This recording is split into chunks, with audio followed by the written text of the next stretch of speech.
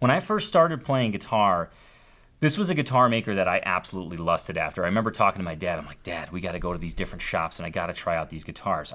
I heard that they're amazing.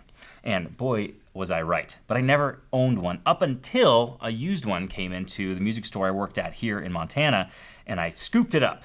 And then I very sillily, is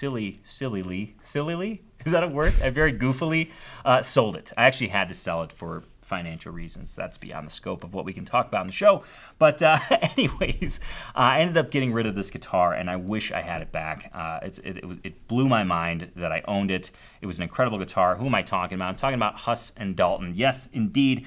Jeff Huss and Mark Dalton out of Staunton, Virginia, started their company in 1995, and they make some absolutely stellar guitars. Really, truly, I encourage you to check out their website. They've got different models, and their about section and specifications section is just a guitar geek's dream. They talk about the radius they put in the guitar tops, how they match the bracing to that radius, all this stuff. It's just really geeky stuff.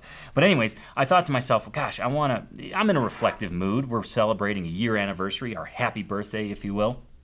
I thought, I want to hear that guitar again. And I actually did a review of this very guitar. It's a Huss and Dalton 000 SP. It had an Adirondack spruce top, rosewood back and sides, 12-fret body, beautifully playing guitar, sounded amazing. So I wanted you guys to get a little bit of a taste of that particular guitar. So let's have a listen. And just as I mentioned before, a great fingerstyle instrument. You can flat pick with it as well. It sounds killer, but really this guitar shines when you play it fingerstyle. The rosewood back and sides give it some projection, and the size, although small, does offer quite a bit of bass as well. With all that being said, I'm going to play this used Huss and Dalton 000 SP so you can hear what it sounds like.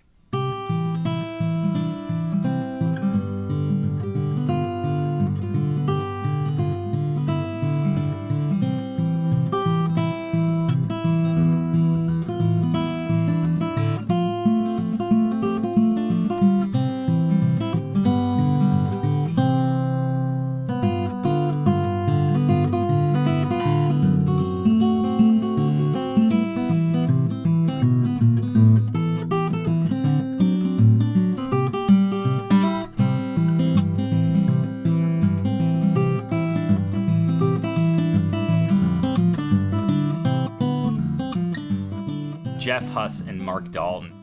They both came from Stelling Banjo Works. In fact, if you go on their site, there's a whole story about how they met, where they worked, and how they came to start their own company together. In fact, you can find out all the details. Go to acousticlife.tv/AT52. You'll be able to check out their site and a whole write-up and all that stuff about them. But I found, in doing my research, I found this cool video segment. I believe it was from Virginia PBS. I'm not entirely sure, but the segment is from a show called Made in Virginia. It's about a half hour long. And any guitar geek would love this segment. So again, you can find the full thing at acousticlife.tv /AT52. But I pulled a little chunk of it just so you can get a taste of how awesome this segment is. So let's have a look at that right now.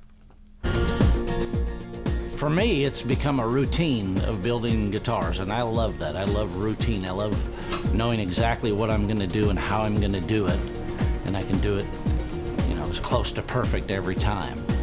So it's more of the construction end of it for me now than it is the musical instrument part of it. The hearing, we have that down. We have our formula, and we know if we build them the way that we're supposed to build them, that they're going to sound the way we want them to sound.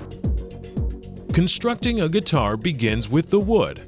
Well, not exactly.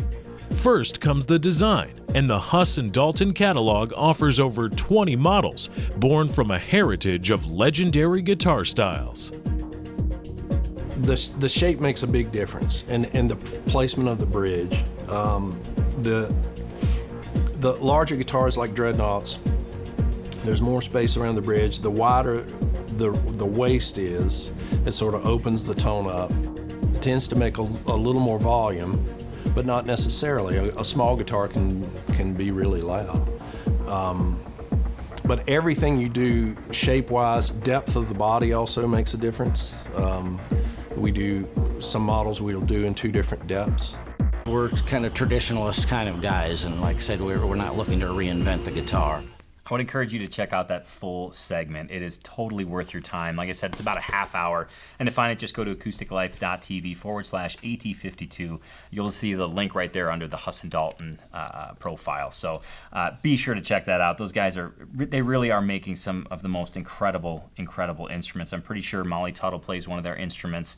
And it's escaping me now, but there was another fella that I saw on YouTube that was playing one of their instruments that just blew me away. But anyways, let's just put it this way. They make outstanding instruments, and you need to check them out.